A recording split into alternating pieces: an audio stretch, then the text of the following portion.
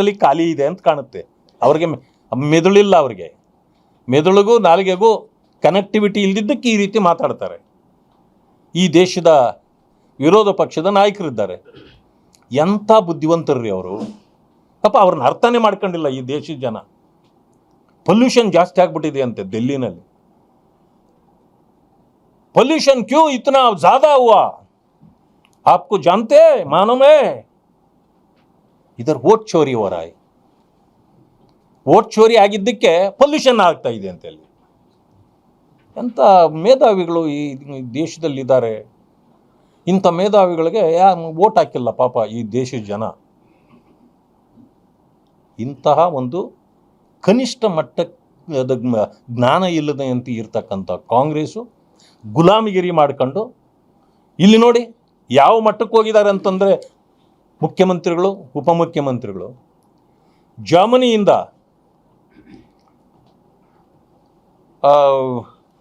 ಇವರು ಬರ್ತಾರೆ, ಚಾನ್ಸಲರ್, ಹಾಂ, ಅವರು equivalent to prime minister.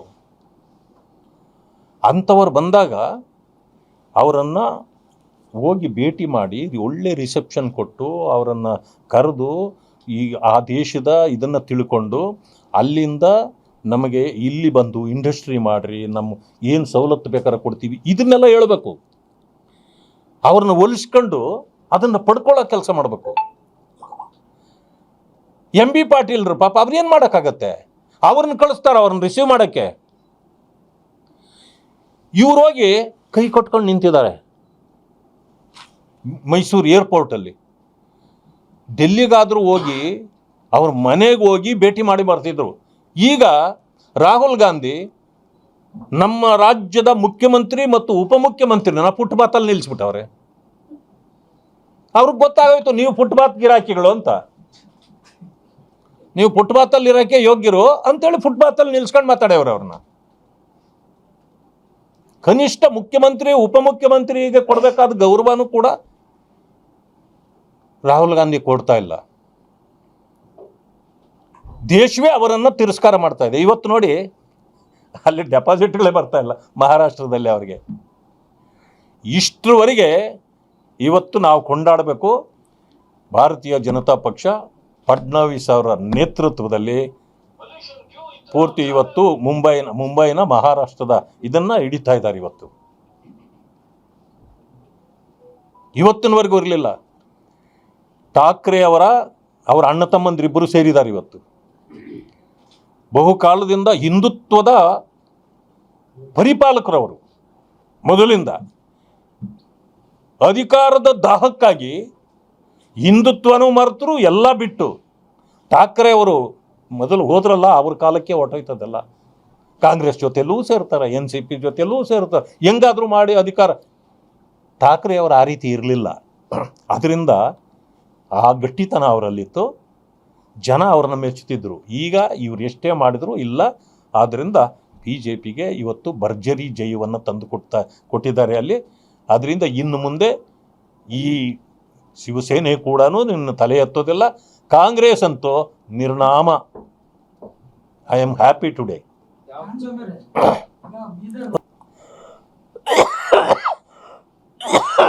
Congress ಕಟ್ಟಿದ್ದು ಸ್ವತಂತ್ರ ಹೋರಾಟಕ್ಕಾಗಿ. ಬ್ರಿಟಿಷರನ್ನು ಕಳಿಸ್ಬೇಕು, ನಾವು ಸ್ವತಂತ್ರ ತಗೋಬೇಕು. ಅದಾದ ಮೇಲೆ ರಾಜಕೀಯ ಪಕ್ಷಗಳು ಹುಟ್ಟಿದ್ರೆ ನೀವು ಬೇರೆ ಹೆಸರು ಇಟ್ಕೊಳ್ಳಿ, ಕಾಂಗ್ರೆಸ್ಸನ್ನು ಬರ್ಖಾಸ್ತು ಮಾಡಲಿಲ್ಲ ಇವರು. ಅವ್ರಿಗೆ ಗೌರವನೇ ಕೊಡಲಿಲ್ಲ. ಅದನ್ನೇ ಇಟ್ಕೊಂಡು ಇಲ್ಲಿವರೆಗೂ ಬಂದಿದ್ರು.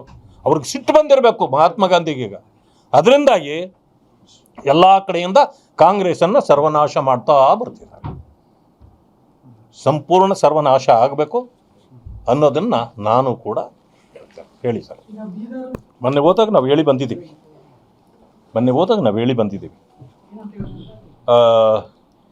ಲಾ and order situation is so worst in Karnataka.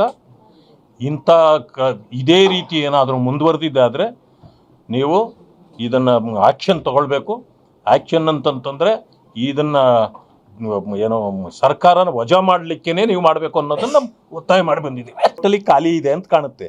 ಅವ್ರಿಗೆ ಮೆದುಳಿಲ್ಲ, ಅವ್ರಿಗೆ ಮೆದುಳಿಗೂ ನಾಲಿಗೆಗೂ ಕನೆಕ್ಟಿವಿಟಿ ಇಲ್ದಿದ್ದಕ್ಕೆ ಈ ರೀತಿ ಮಾತಾಡ್ತಾರೆ. ಈ ದೇಶದ ವಿರೋಧ ಪಕ್ಷದ ನಾಯಕರಿದ್ದಾರೆ. ಎಂಥ ಬುದ್ಧಿವಂತರ್ರಿ ಅವರು. ಪಾಪ ಅವ್ರನ್ನ ಅರ್ಥನೇ ಮಾಡ್ಕೊಂಡಿಲ್ಲ ಈ ದೇಶದ ಜನ. ಪೊಲ್ಯೂಷನ್ ಜಾಸ್ತಿ ಆಗ್ಬಿಟ್ಟಿದೆ ಅಂತೆ ದಿಲ್ಲಿನಲ್ಲಿ. पॉल्यूशन क्यों इतना ज्यादा हुआ आपको जानते हैं? मानो में इधर वोट चोरी हो रहा है. वोट चोरी ಆಗಿದ್ದಕ್ಕೆ ಪೊಲ್ಯೂಷನ್ ಆಗ್ತಾ ಇದೆ ಅಂತ ಹೇಳಿ. ಎಂಥ ಮೇಧಾವಿಗಳು ಈ ದೇಶದಲ್ಲಿದ್ದಾರೆ. ಇಂಥ ಮೇಧಾವಿಗಳಿಗೆ ವೋಟ್ ಹಾಕಿಲ್ಲ ಪಾಪ ಈ ದೇಶದ ಜನ.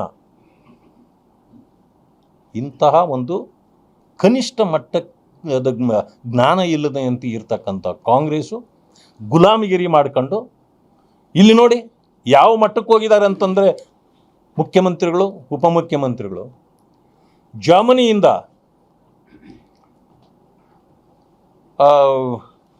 ಇವರು ಬರ್ತಾರೆ,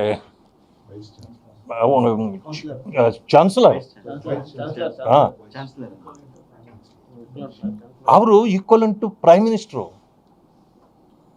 ಅಂಥವ್ರು ಬಂದಾಗ ಅವರನ್ನು ಹೋಗಿ ಭೇಟಿ ಮಾಡಿ ಒಳ್ಳೆ ರಿಸೆಪ್ಷನ್ ಕೊಟ್ಟು ಅವರನ್ನು ಕರೆದು ಆ ದೇಶದ ಇದನ್ನು ತಿಳ್ಕೊಂಡು ಅಲ್ಲಿಂದ ನಮಗೆ ಇಲ್ಲಿ ಬಂದು ಇಂಡಸ್ಟ್ರಿ ಮಾಡಿರಿ, ನಮ್ಮ ಏನು ಸವಲತ್ತು ಬೇಕಾದ್ರೆ ಕೊಡ್ತೀವಿ, ಇದನ್ನೆಲ್ಲ ಹೇಳಬೇಕು.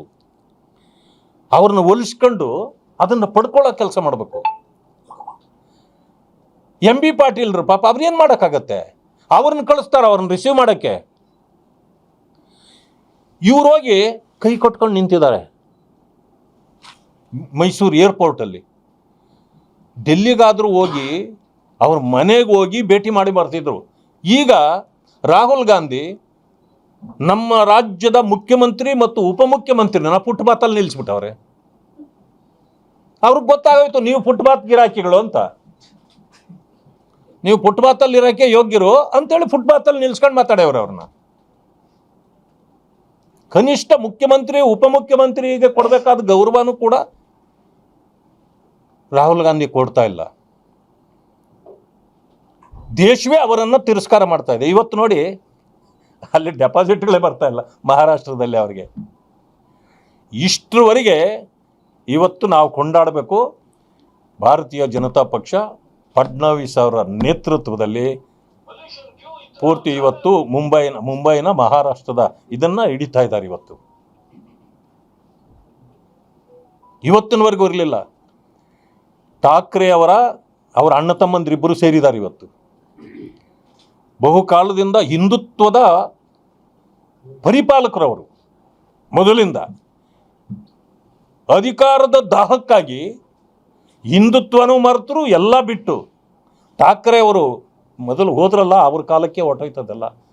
ಕಾಂಗ್ರೆಸ್ ಜೊತೆಯಲ್ಲೂ ಸೇರ್ತಾರೆ, NCP ಜೊತೆಯಲ್ಲೂ ಸೇರ್ತಾರೆ, ಹೆಂಗಾದರೂ ಮಾಡಿ ಅಧಿಕಾರ. ಠಾಕ್ರೆ ಅವರು ಆ ರೀತಿ ಇರಲಿಲ್ಲ. ಅದರಿಂದ ಆ ಗಟ್ಟಿತನ ಅವರಲ್ಲಿತ್ತು. ಜನ ಅವ್ರನ್ನ ಮೆಚ್ಚುತ್ತಿದ್ದರು. ಈಗ ಇವ್ರು ಎಷ್ಟೇ ಮಾಡಿದ್ರು ಇಲ್ಲ. ಆದ್ದರಿಂದ BJPಗೆ ಇವತ್ತು ಭರ್ಜರಿ ಜಯವನ್ನು ತಂದು ಕೊಟ್ಟಿದ್ದಾರೆ ಅಲ್ಲಿ. ಅದರಿಂದ ಇನ್ನು ಮುಂದೆ ಈ ಶಿವಸೇನೆ ಕೂಡ ನಿನ್ನ ತಲೆ ಎತ್ತೋದಿಲ್ಲ. ಕಾಂಗ್ರೆಸ್ ಅಂತೂ ನಿರ್ನಾಮ. I am happy today.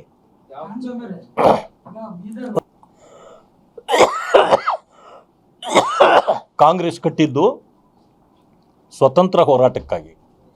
ಬ್ರಿಟಿಷರನ್ನು ಕಳಿಸ್ಬೇಕು, ನಾವು ಸ್ವತಂತ್ರ ತಗೋಬೇಕು. ಅದಾದ ಮೇಲೆ ರಾಜಕೀಯ ಪಕ್ಷಗಳು ಹುಟ್ಟಿದ್ರೆ ನೀವು ಬೇರೆ ಹೆಸರು ಇಟ್ಕೊಳ್ಳಿ, ಕಾಂಗ್ರೆಸ್ಸನ್ನು ಬರ್ಖಾಸ್ತು ಮಾಡಲಿಲ್ಲ ಇವರು. ಅವ್ರಿಗೆ ಗೌರವನೇ ಕೊಡಲಿಲ್ಲ. ಅದನ್ನೇ ಇಟ್ಕೊಂಡು ಇಲ್ಲಿವರೆಗೂ ಬಂದಿದ್ರು. ಅವ್ರಿಗೆ ಸಿಟ್ಟು ಬಂದಿರಬೇಕು ಮಹಾತ್ಮ ಗಾಂಧಿಗೆ ಈಗ. ಅದರಿಂದಾಗಿ ಎಲ್ಲ ಕಡೆಯಿಂದ ಕಾಂಗ್ರೆಸ್ಸನ್ನು ಸರ್ವನಾಶ ಮಾಡ್ತಾ ಬರ್ತಿದ್ದಾರೆ. ಸಂಪೂರ್ಣ ಸರ್ವನಾಶ ಆಗಬೇಕು ಅನ್ನೋದನ್ನು ನಾನು ಕೂಡ ಹೇಳಿ ಸರ್. ಮೊನ್ನೆ ಹೋದಾಗ ನಾವು ಹೇಳಿ ಬಂದಿದ್ದೀವಿ.